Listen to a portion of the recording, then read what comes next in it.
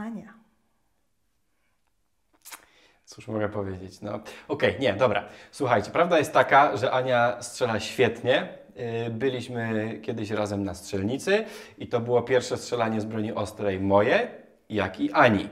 I Ania strzelała tak, szczególnie z broni krótkiej, że zawstydziła pana, który był właścicielem tej strzelnicy, który jeździł po konkursach i tak dalej, strzelając po prostu lepiej od niego.